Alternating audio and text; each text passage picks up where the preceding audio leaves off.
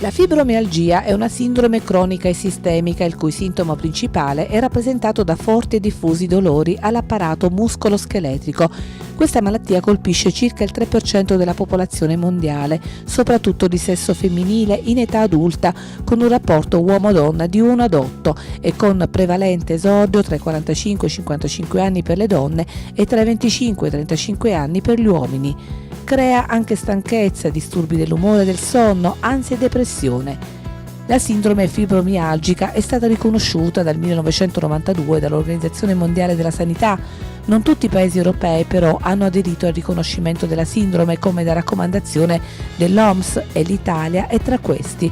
Pertanto la fibromialgia non risulta inserita nel registro ufficiale delle malattie dell'Unione Europea e manca di conseguenza una strategia comunitaria per riconoscere la sindrome come malattia e migliorare l'accesso alla diagnosi e ai trattamenti. Da qui è nata l'esigenza anche a Salerno di un confronto a più voci grazie ad un evento organizzato dal Lions Club Salerno Duomo e dall'associazione Andare Avanti. Attualmente è in discussione presso il Senato un disegno di legge che è stato ovviamente partito su iniziativa della senatrice Boldrini. Purtroppo però si attendeva l'approvazione già da qualche mese, ci sono stati dei ritardi, degli ulteriori rinvii, sono stati chiesti ulteriori chiarimenti su quella che è la sindrome stessa, su quelle che sono le sintomatologie e quindi siamo ancora fermi. Tant'è che sarebbe opportuno e si auspica una rapida approvazione di questo disegno di legge in quanto al vuoto normativo attualmente stanno sopperendo le ASL, infatti in seno a diverse ASL si è provveduto al riconoscimento di questa patologia quale sindrome invalidante. Da Salerno, da Palazzo Sant'Agostino, oggi è partita anche una petizione, una raccolta di firme. Sì, parte una petizione, una raccolta di firme che andrà sia al Ministro per sollecitare i tempi di approvazione di questo disegno di legge e poi ci sarà un'altra petizione che invece sarà indirizzata al Comitato Etico Campania Sud, in quanto attualmente si è richiesto la possibilità di far praticare l'ozono-ossigenoterapia che ha palesato dei benefici a lungo termine per i portatori di questa sindrome e purtroppo nonostante ci sia stata, il comitato sia stato compulsato, ad oggi ancora non c'è stata risposta. Quest'idea è nata dalla collaborazione con l'associazione Andare Avanti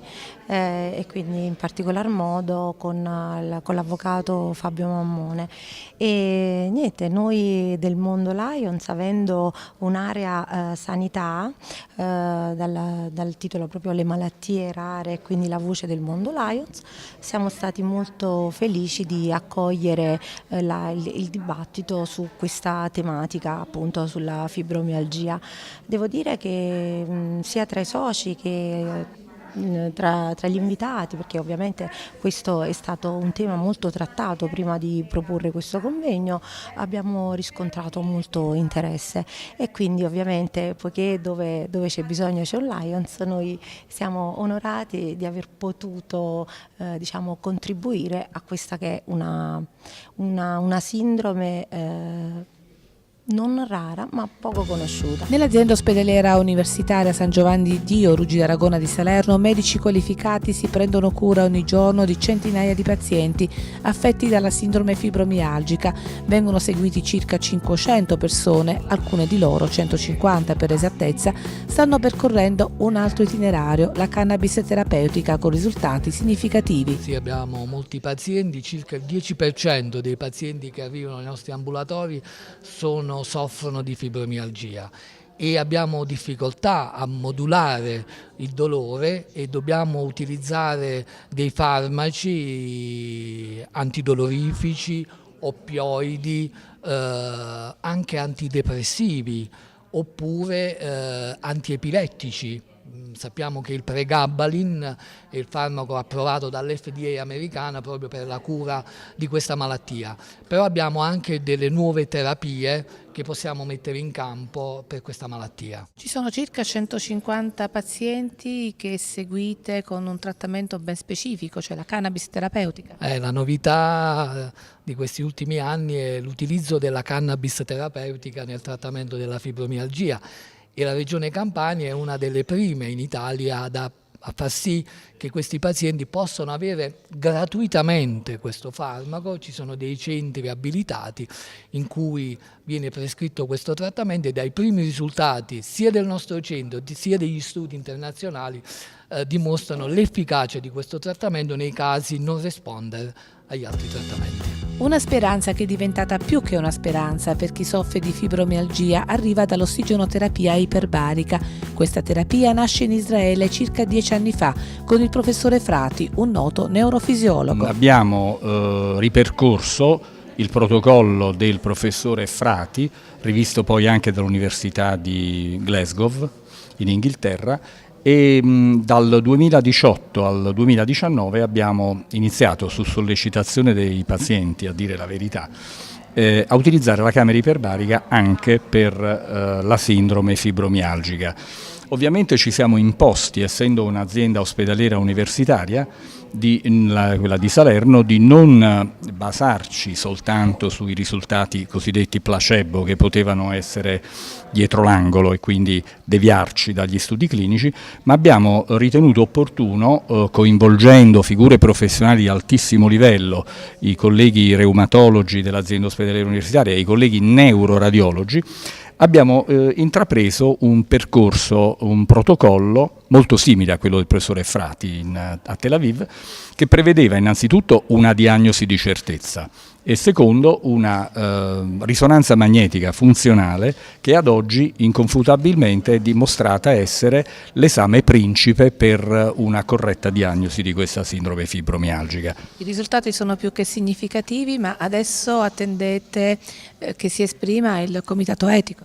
Abbiamo l'obbligo morale e scientifico di avere l'approvazione del comitato etico, perché tutti sanno che la fibromialgia non è tra le patologie ufficialmente curabili con la camera iperbarica, almeno questo sul territorio nazionale e in particolare campano, per cui tutto ciò che viene definito off-label, una terapia off-label, necessita l'approvazione di un comitato etico.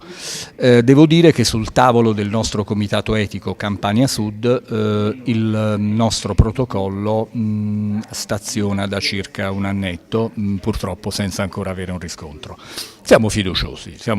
È ovvio che la sperimentazione si ferma nel momento in cui noi non abbiamo appunto il beneplacito del comitato. All'incontro moderato dal giornalista Gaetano Matruda c'era anche la presidente dell'associazione Comitato Fibromialgici Uniti Italia, Barbara Suzzi, che dal 2016 lotta insieme a tutti i pazienti affetti da questa patologia per il riconoscimento della stessa nei livelli essenziali di assistenza. La dottoressa Sozzi ha voluto aprire la sua relazione con un messaggio di speranza. Partiamo dalla buona notizia, perché ne abbiamo davvero bisogno, altrimenti è sempre pianti e lacrime. La buona notizia è che la ricerca italiana, e non solo, ma oggi andiamo orgogliosi della ricerca italiana, ha finalmente isolato il biomarcatore per la fibromialgia. Cosa significa? Fino ad oggi, e chiaramente fino a che questo biomarcatore non verrà assunto come esame diagnostico a livello nazionale, quindi dal Servizio Sanitario Nazionale, ovvio che è un po' come se fosse ancora solo sulla carta, cioè è stato isolato nella prima fase di ricerca e deve essere ulteriormente approfondito su un largo campione di pazienti. Questo però significa che a breve esisterà un esame del sangue che permetterà di diagnosticare la fibromialgia, quindi non sarà più una diagnosi per esclusione, non sarà più un tentativo, alle volte un nascondere anche altre patologie all'interno di questo mare magnum che in questo momento, ahimè, è diventata la diagnosi di fibromialgia. Quindi questa è un'ottima notizia, perché dà una grandissima speranza che possa esserci anche un adeguato numero di diagnosi corrette per la fibromialgia, che faranno anche sì che lo stesso Ministero, nel riconoscimento che stiamo attendendo, nell'inserimento nei LEA, cioè nei livelli essenziali di assistenza, non abbia più scrupoli o remore per il dubbio che ci sia sempre una sovranumerazione delle diagnosi, quindi chiaramente un numero, diciamo, abbastanza elevato di pazienti che poi dovrebbero rientrare in queste esenzioni che si va a cercare.